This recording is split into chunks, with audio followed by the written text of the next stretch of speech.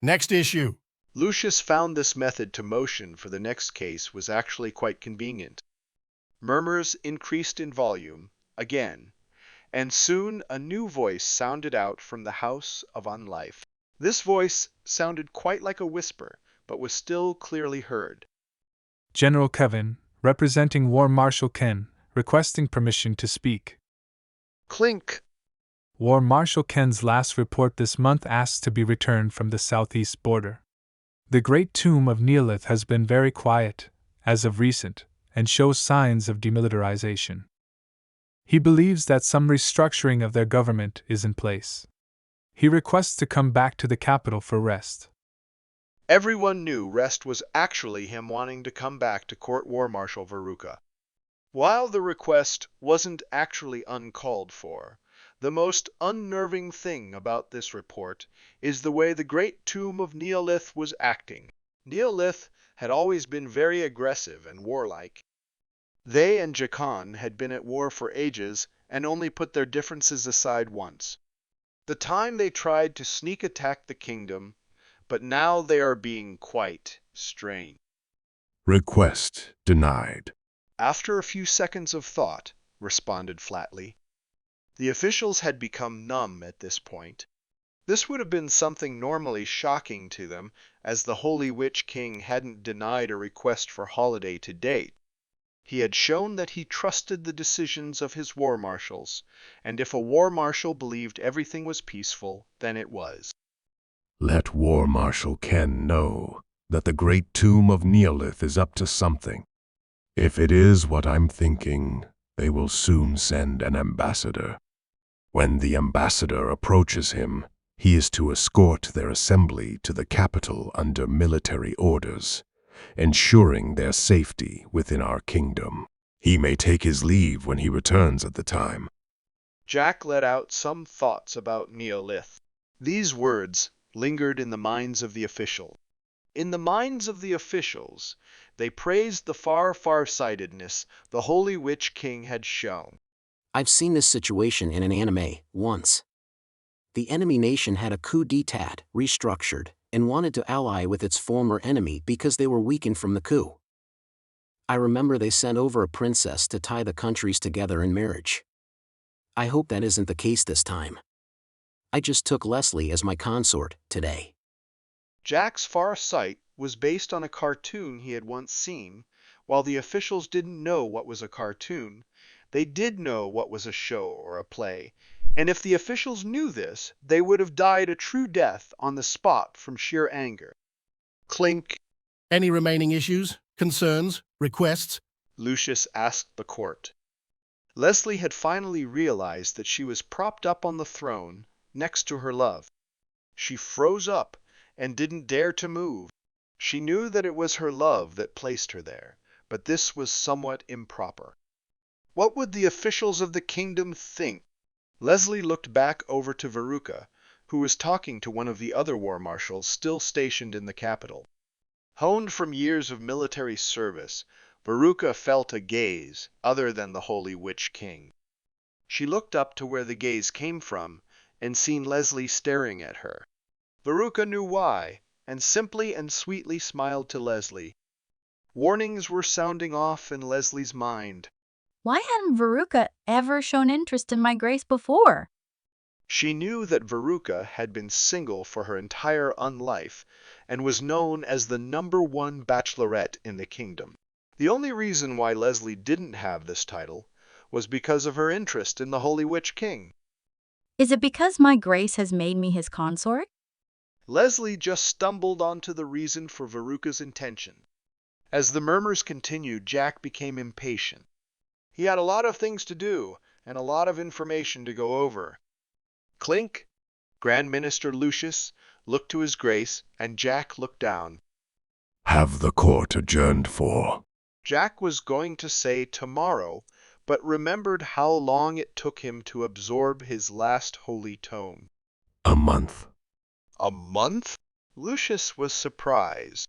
Why so soon? Lucius thought normally court would be adjourned for 3 months.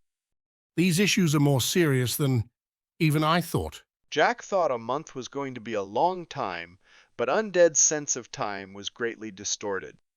The biggest disadvantage Undead had was this time distortion.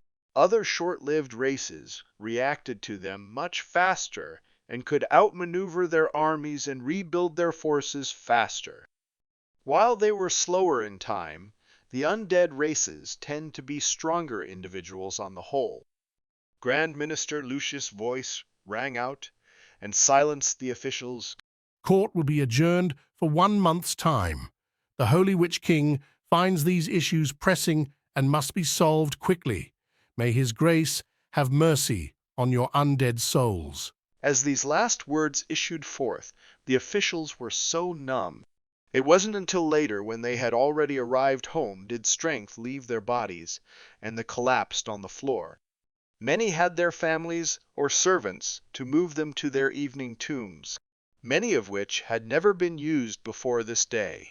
Most were hoping that these evening tombs weren't going to be promoted to eternal tombs in 1 month's time. Jack stood up, followed by Leslie. Jack held out his left hand to Leslie, who grabbed his in turn. He led her down the 7 steps and back to the holy entrance. Lucius was thinking of following, as he had some questions, but felt that the new couple needed time alone, started issuing other commands. After crossing the threshold of the holy entrance, the 14 undead priests slowly closed the door behind them. Many officials had finally made it home, including Marquis Mark. He went to his study on the top floor of his manor. His manor was equipped with a fireplace. He placed some coarse mushroom stems to the fireplace, and with a fire starter lit them. Wood in the underworld was very rare, and was a terrible material to build with, as it would rot easily with the underworld condition.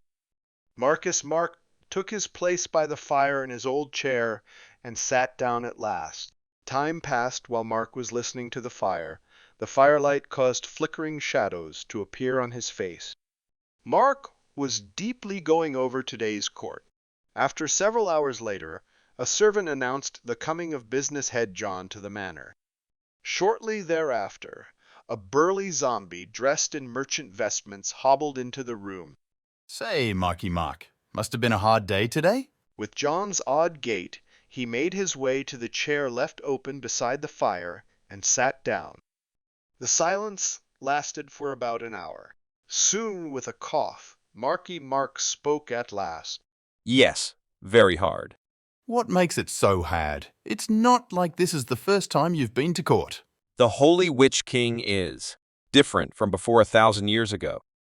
It's almost like he's a completely different person. Unknowingly, Marky Mark had hit the mark, but didn't trust this feeling. If the Holy Witch King was a different person, how did he have the same holy aura? The femur ferula would have rejected him, and he wouldn't have been able to hold it. Leslie and Lucius would have never bowed to an impostor. More importantly, he was there at the time the Holy Witch King was reawakened and knew the tomb had never been opened before now. Different? How? John looked over to see Mark's head propped up on his right arm, his face away from John. He is more terrifying. When has he not been? How can one undead have all that power? No, that isn't what I mean. He's become very sharp. He's always been a genius with cultivation and the works of the Holy Light, but... Don't keep me in suspense, Marky Mark. Marquis Mark sat back up and looked over to business head John. Today, he leaned forward on his throne and flat out told me he didn't believe me, and directly said my name. Huh? John thought he mishear, so he dug his left ear for wax. Quite that. And you didn't mishear. He literally told me I was lying, in front of every official in the capital. If he knows, then how are you sitting here peacefully now? That's not all. That was just a personal note. What else? He told all of us he plans to cleanse the court. What? Excuse me? That's right. He plans to slaughter corrupt and useless officials. John was very puzzled. This is indeed not like the Holy Witch King, but this is a great chance for us. For us? When did this become about us? Marquis Mark mentally sneered. Think about it. You wish to move the officials from Jakan into the court. With so many official posts become available, then we just pop them in and no one is the wiser. Marcus Mark stood up and walked over to his window that overlooked the city. It was nearing twilight when the skull of the sun god dimmed. And you think this is a good idea? Then you're a fool, John. Marquis Mark spoke blandly. Being insulted so blindly and unexpectedly, business head John immediately stood up and berated. I am neither a fool nor someone that you can refer by first name, Marquis. If you think that after the Holy Witch King slaughters the court, he is going to just let any regular scholar or official to just fill the gaps, then you have lost it. While John was still angry, he finally understood what Mark was getting at. Marcus Mark turned to look at John, with his hands behind his back. He knows his officials have become corrupted, and might even know who did it. He also knows that this has some connection to the trading company.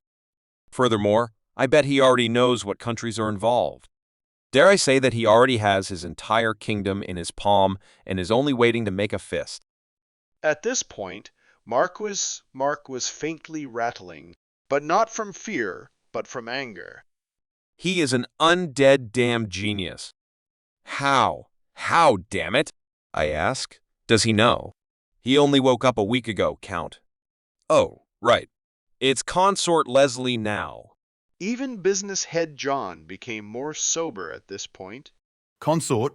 Consort Leslie? He took her as his wife? Marcus Mark stopped his shouting and replied, Yes, before doing anything else, he made it a point to show everyone that she is now his consort. The dumb bitch just stood there for like 10 minutes, just blankly staring at him. No thanks or anything. She didn't thank him. They talked about doing this before going public, obviously. Of course, but it leaves a bad impression to not go through the motions. Then let me tell you what's even more funny. This is the highlight of this shit show. John needed a good laugh at this moment. I'm listening. After she stood there like a knot on a bone, the Holy Witch King became impatient and pulled her to his side. ONTHETHRONE. She was literally sitting on his left armchair, leaning upon him. John was stunned for a good count of 5, but then started his gruff laughter. She was laying up on the Witch King like he was a barbarian king. John was holding one of his sides, afraid his laughter would literally bust one of his stitchings.